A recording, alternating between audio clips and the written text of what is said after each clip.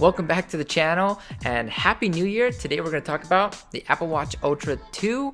Hopefully it doesn't get banned. And this is the 3-month review of the Apple Watch. I got it on the first day it came out and now it's January. So let's see how it's actually been using it every single day, almost keeping it on 24/7. So in this video, I'm going to talk about the features, what the Apple Watch Ultra 2 is and how it might be different from the Apple Watch Ultra 1 and how it's different from the regular Apple Watch Series 9, 8, 7, 6, all of the regular ones, and my actual use case and how it has benefited me or how I've seen it falter a little bit in my use, and if ultimately, I think you should get one. And at the end, we'll talk a little bit about the Apple Watches potentially getting banned in the US. This would be the Series 9 and Ultra 2. So let's start a little bit with the specs of the Apple Watch Ultra 2. It uses the new S9 SIP, the new Apple Watch chip, which supposedly brings a lot of gains in the speed at which you open apps, you use Siri, all of these things. It also has a recycled titanium enclosure, which is different from last year, and some of the Apple Watch bands are recycled as well. Otherwise, though, quite similar to last year. Not a lot of changes. It still has the dual GPSs. It has the built-in cellular connectivity and pretty much the same screen and other internals, which also means battery life is very similar. But I'll get to that a little bit later. One of the defining features of this watch, which was not available at launch, was the double tap feature that they advertised in the keynote address when also the new iPhones were released. Also, keep an eye out for my 3-month later review of the iPhone 15 Pro Max. That will be coming very soon. Now, anyway, subscribe to see that video. But in any case, this Apple Watch Ultra 2 is very similar to the Apple Watch Ultra 1. In that same vein, the Series 9 is very similar to the Series 8, although it gets the new chip and the double tap feature. I've noticed a few differences. So I had the Apple Watch Ultra 1. I also had an Apple Watch Series 7. The biggest thing for me has really been battery life and also the screen size. So I had the smallest size, the 38 or 40 millimeter Series 7, and then I jumped up to the Apple Watch Ultra. And now being the Ultra 2, I really enjoy having the bigger screen and the different enclosure for the Apple Watch. I think it looks a lot better. It looks rugged, and really that bigger screen helps with usability, especially when I'm going for a run. I can see my stats pretty quick. I don't have to focus my eyes too long on it. I'll just take a quick glance. I'll see my pace, how much I've ran, heart rate, things like that, what zone of cardio I'm in. So that is good. I do like that, and I can pretty much leave the always on display always on and use this watch for multiple days, probably around 2 before I charge it, and then it's fine. I can get my sleep tracking. I can use all the features, no problem.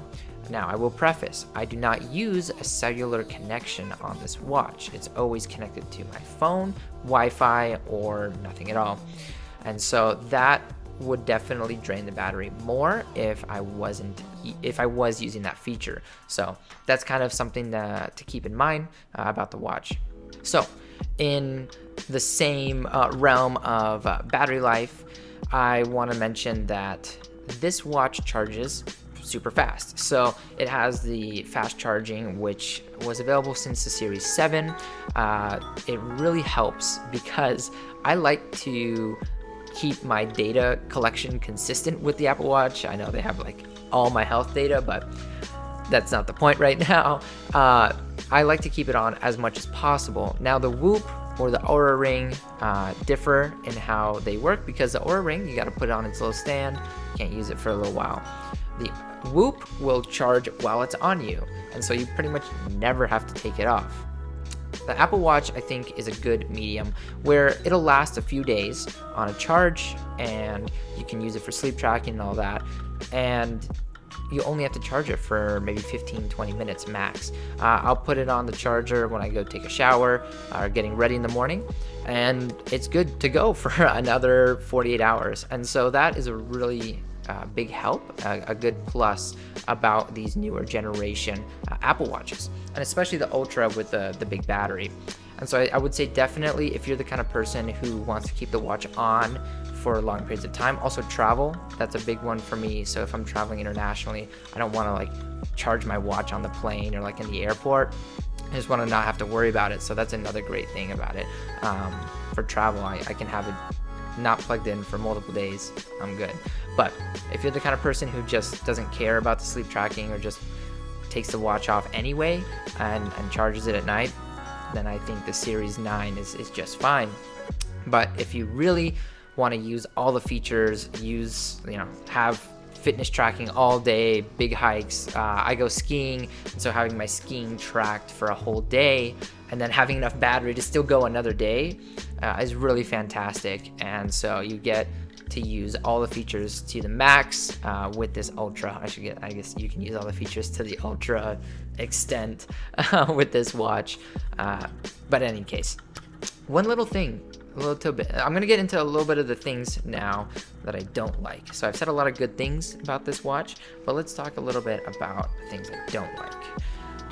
So first off, this is just a small one. It happens rarely, but sometimes if I have my hand like this and I don't have the watch super tight, so I keep it pretty tight on my wrist. I have this band, the Alpine. I think this is called the Alpine band in the blue color. It's my favorite one. It's pretty secure. If I don't keep it tight enough, it might roll down my wrist a little bit. And then if I have my hands going like this, I'm at the gym or like I'm working on a car, or like I'm doing something where my hand is pretty far back, it might activate like the siren. Or Siri. So that's happened a few times. Just keep that in mind. Don't do that. So keep it pretty tight. I also have like a metal band I got off of Amazon. It looks good. It looks like titanium, the same color. So another little thing, you can find that link down there in the bio and all the other links to different products that I use. And if you're gonna get a Tesla, I have a Tesla referral link. But anyways, I digress. So other things I don't like about the Apple Watch. I thought, with the Apple Watch Ultra 1, sometimes it was uncomfortable in bed, but since then, like it's been 2 years now with an ultra sized watch, it really doesn't bother me anymore, but it might bother you, so just keep that in mind. Another thing that I found I don't like is that it's still not great at doing offline Siri. So they did say that there's a few functions where now you can use Siri more offline. I think there's still a long way to go, and so just keep that in mind. Most of the time your watch will be connected to something, but if it's not, it's kind of tough to use Siri. Another thing is that, this watch is very expensive, and so I think the type of person who buys it will either buy it for the looks because they have a lot of income to dispose of, or it's someone who really cares about all the fitness stuff, because this is really good at the fitness stuff. I love using it for skiing, going for long runs. I went for 10K this morning, and the battery is still fantastic. I will literally get to like 3 p.m. in the afternoon and the battery will be 95%. It's wild. I've never had a product that did so well other than like my Kindle, which that's a Kindle and it's different.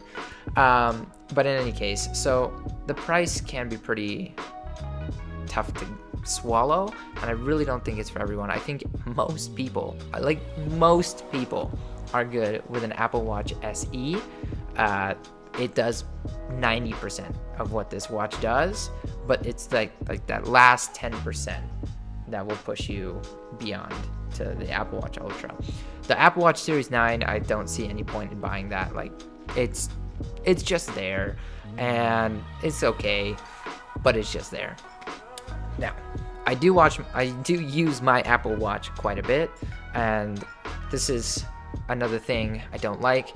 if I go for a swim in the ocean or something, I gotta leave it in a cup with regular water, distilled water or just fresh water for like half an hour, just to make sure all the salt gets out. I've had multiple watches in the past where the digital crown will seize up because of that. And so I think you have to be really careful to take care if you are doing a lot of swimming in open water with this watch.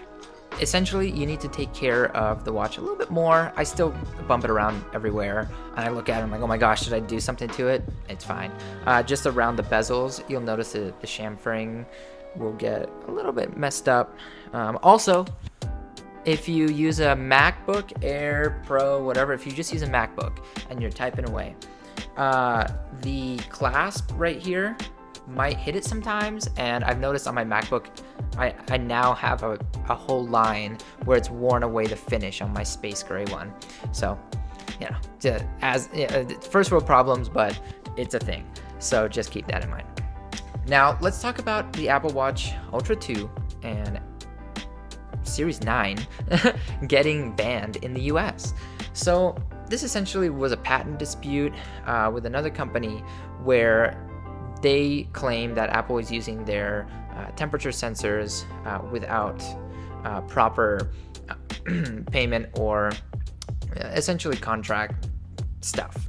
I don't want to get into it, but usually when a big company or any company uses another company's patent, you have to pay royalties and such. And essentially, they're just using the technology without acknowledging the other company and their patent.